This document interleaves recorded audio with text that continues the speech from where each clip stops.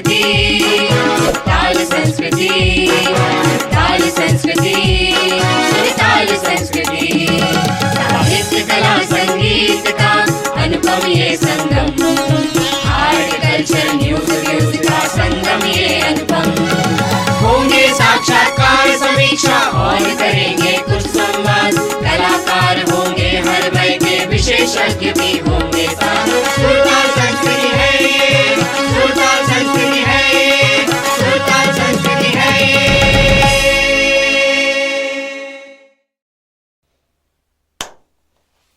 नमस्कार, मैं विमल भंडारी। सुरताल संस्कृति की ओर से आप सभी का स्वागत है। दरअसल सुरताल संस्कृति की नींव के पीछे हमारा यही सोच था कि कुछ नवोदित ऐसे कलाकारों से हम आपका परिचय कराएं जो अपने क्षेत्र में संघर्ष के साथ अपने मुकाम को हासिल करने के लिए निरंतर प्रयास कर रहे हैं, और कुछ ऐसे सिद्धहस्त कलाकार जिन्होंने मुकाम तो हासिल कर लिया, लेकिन दरअसल कलाकार की ज़िंदगी और निजी ज़िंदगी का जो एक फासला होता है उसको किस सेतु से वो बांध पाते हैं, और दूसरा नज़रिया ये होता है कि उस कलाकार के अंदर कुछ ऐसी अनछुई अनकही बातें होती हैं जो आपके बीच नहीं आ पाती। आज हमने ख़ास तौर से नाट्य जगत और सिने जगत की एक कुशल अभिनेत्री स्वास्तिका चक्रवर्ती को अपने स्टूडियो में आमंत्रित किया है। स्वास्तिका जी, आपका स्वागत है। धन्यवाद, बहुत बहुत धन्यवाद। स्वास्तिका, आपसे एक प्रश्न यही किया जा सकता है कि ज़िंदगी तो सबकी शुरू होती है, लेकिन आपकी ज़िंदगी थिएटर में कब जुड़ी और थिएटर से सिनेमा तक का सफ़र कैसे तय किया? जी, मेरा पूरा नाम स्वास्तिका चक्रवर्ती है। मैं बांग्ला भाषी हूँ, बांग्ला परिवार से संबंध है। इलाहाबाद में पली बढ़ी। बहुत किस्मत मेरी अच्छी थी कि मेरे पिता जो मेरे प्रथम नाट्य गुरु हैं वो थिएटर करते थे, तो घर में मुझे बचपन से ही ये माहौल दिखा। मेरी बड़ी भाभी और मेरे पापा दोनों थिएटर से जुड़े हुए थे और इलाहाबाद के बहुत ही सीनियर थिएटर के एक्टर थे। तो घर में रिहर्सल हुआ करता था, घर में बड़े बड़े कलाकारों का आना जाना हुआ था, और सब एक साथ बैठ के शाम को चाय पीते थे, विचार विमर्श करते थे। तो वो देखते हुए मैं बड़ी हुई, और 3 साल की उम्र में पहली बार मंच पर आई थी मैं।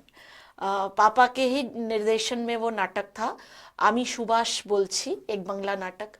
उसमें मैंने एक किरदार निभाया था बच्ची का। वो मेरा पहला नाटक में पदार्पण था, और उसी से मुझे बहुत एक इंटरेस्ट पैदा हुआ। तो छोटे छोटे, हम बंगाली हैं तो दुर्गा पूजा में नाटक हुआ करते थे, तो हम लोग दुर्गा पूजा में सब बच्चे नाटक करते थे, नृत्य नाटिकाएं किया करते थे। तो इलाहाबाद में ही इस तरह करते करते जब मैं इलाहाबाद यूनिवर्सिटी में पहुंची अपने ग्रेजुएशन के दौर में, तब वहाँ पर प्रोग्रेसिव यूनियन एक ग्रुप था थिएटर का, उसके साथ जुड़ी, जहाँ पर मेरे बहुत मित्रों के बीच, जिसमें सचिन तिवारी, तिग्मांशु धुलिया, परितोष संड, इस समय जो मुंबई में अपने झंडे गाड़ रहे हैं, तो उन लोग के साथ, सबके साथ थिएटर करने का मौका मिला, सीखा। और वहाँ पर काम करने के बाद वहीं पर आकाशवाणी से जुड़ी, और मेरा जो पहला थिएटर के अलावा दूरदर्शन का काम था, ये करीब मैं कह रही हूँ 86-87 की बात है, लखनऊ में शुरू हुआ था, लखनऊ दूरदर्शन जी।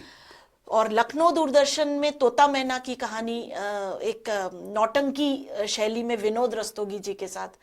तो इसी तरह छोटे छोटे कदमों के साथ आगे बढ़ती रही। अच्छा, ये बताइए, जब मंच से सिने जगत की तरफ आपके कदम बढ़े जी, तो अक्सर ऐसा होता है कि वो उगते हुए सूरज को सभी सलाम करते हैं, ऐसा कहा जाता है। हाँ, जी, जी, जब नवोदित लोग इस फील्ड में आते हैं तो उनके सामने बहुत सारे चैलेंजेस होते हैं, और बड़े कलाकारों के सामने उनकी दाल नहीं गल पाती।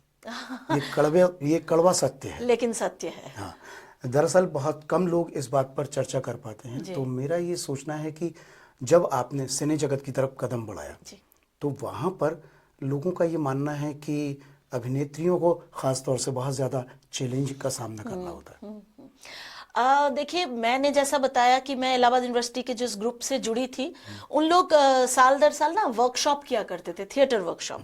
तो थिएटर वर्कशॉप में बड़े लोग आते थे, कारण जी आते थे, फिर भोपाल से अलकनंदन जी आते थे, फिर शाह साहब आते थे एनएसडी से। हाँ, इस तरह के लोग आते थे जो वहां पर थिएटर वर्कशॉप करते थे। तो जब मैं शादी होने के बाद भोपाल आई, तो भोपाल में आने के बाद अलख नंदन जी, विभा मिश्रा दीदी, इन लोग यहाँ पर काम कर रहे थे। तो अलख जी को पता चला मैं आ गई हूँ भोपाल, तो उन्होंने वहीं पर उस समय 93 की बात है, इन कस्टडी नाम की एक फिल्म की तैयारियां भोपाल में चल रही थी, जो मर्चेंट आइवरी प्रोडक्शन हॉलीवुड की फिल्म थी। तो भोपाल में इस समय मतलब हवा मचा हुआ था, मतलब फिल्म की शूटिंग हो रही, फिल्म की शूटिंग। और उसमें स्टार कास्ट क्या था, मतलब आप ये समझिए, शशि कपूर जी, शबाना आजमी, ओम पुरी, टीनू आनंद, और इनका क्या नाम था, नीना गुप्ता जी। हाँ, मतलब अपने समय के जो सिद्धहस्त कलाकार एकदम सिद्ध। और उसमें था, तो ऑडिशंस हो रहे थे। तो मैं तो यहाँ किसी को उस समय जानती भी नहीं थी उतना। तो अलख जी का ही मेरे पास फोन आया कि स्वास्तिका, ऐसा एक वहां पर एक किरदार है जिसके लिए जरूरत है, शबाना जी के साथ ही आपके सीन्स हैं, तो आप करना चाहो तो ऑडिशन के लिए आओ। ठीक है जी, ऑडिशन दिया, तो ऑडिशन तो दे दिया। अब घर पे उस समय मेरी बेटी करीब 3 महीने की थी, मेरी बेटी। और मुझे लगा मैं बाऊजी और माँ से बोलूंगी कैसे, मैं कैसे अपने सास ससुर का परमिशन लूंगी। लेकिन बिलीव मी, सचमुच बहुत भाग्यशाली हूं मैं। ऑडिशन में जब यस हो गया, जब मेरी तरफ से हाँ, पापा मम्मी ने हाँ बोला, तब होल डे मुझे रहना था शूटिंग में। बच्ची मेरी ब्रेस्ट फीड पे थी।